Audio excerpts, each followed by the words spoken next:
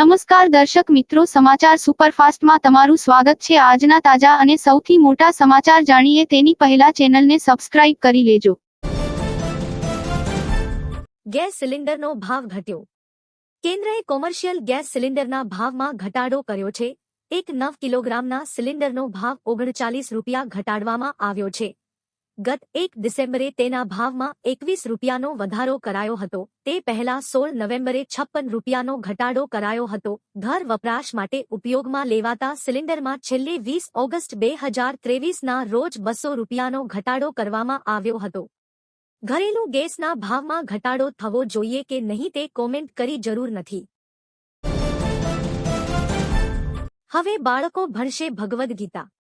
ગુજરાતના શિક્ષણ મંત્રી પ્રફુલ પાનસેરિયાએ મહત્વની જાહેરાત કરતા કહ્યું કે રાજ્યમાં ધોરણ 6 થી 12ના વિદ્યાર્થીઓને ભગવદ્ ગીતાના પાઠ ભણાવાશે। તા માટે અભ્યાસક્રમ પણ તૈયાર કરી દેવાયો છે।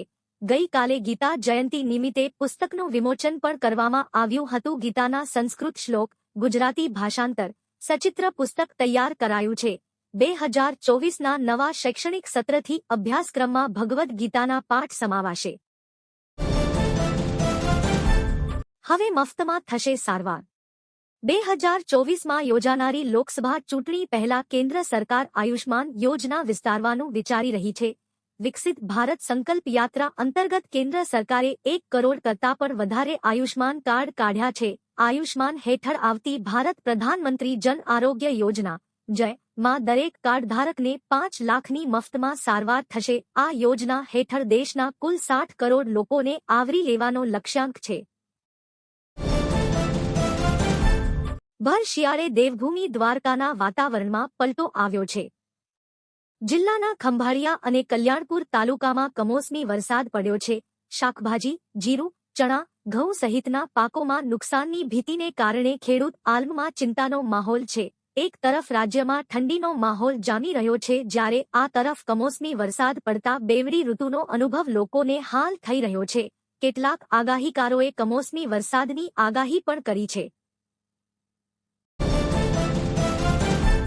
રાજ્યમાં કોરોનાના વધુ 9 કેસ। હાલ સમગ્ર દેશમાં કોરોના કેસોમાં ઉછાળો જોવા મળી રહ્યો છે। ગુજરાતમાં માટે પણ ચિંતાના સમાચાર સામે આવ્યા છે।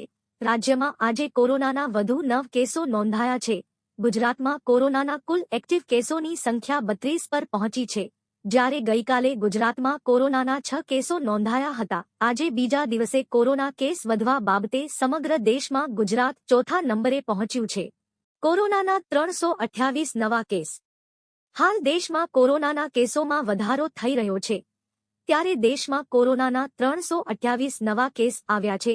આરોગ્ય મંત્રાલયે આપેલી માહિતી મુજબ છેલ્લા 24 કલાકમાં દેશમાં કોવિડના 328 નવા કેસો નોંધાયા છે। 24 કલાકમાં 6 લોકોના મોત થયા છે, જ્યારે નવા JN1 વેરિયન્ટના કુલ કેસ 26 છે। હાલ દેશમાં કોરોનાના સક્રિય કેસોની સંખ્યા વધીને કુલ 2997 થઈ ગઈ છે। પ્લાસ્ટિક પર પ્રતિબંધ મૂકો। HCA ગિરનાર પર્વત પર પ્લાસ્ટિકનો વપરાશ બંધ કરવા નિર્દેશ આપ્યા છે। અંબાજી મંદિર, દત્તાત્રેય મંદિર આસપાસ ગંદકી બાબતે HCમાં જાહેર હિતની અરજી થઈ હતી।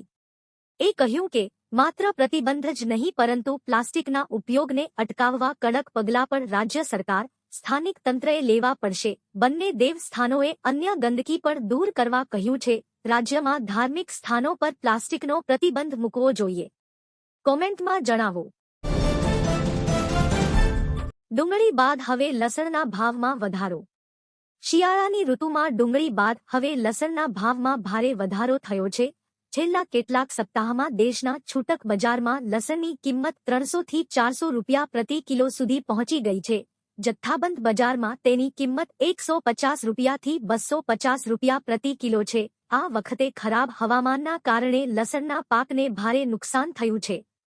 વેપારીઓનું માનવું છે કે જાન્યુઆરીના અંત સુધીમાં છૂટક બજારમાં લસણની કિંમત 250 રૂપિયાથી 350 રૂપિયા પ્રતિ કિલોની વચ્ચે રહી શકે છે।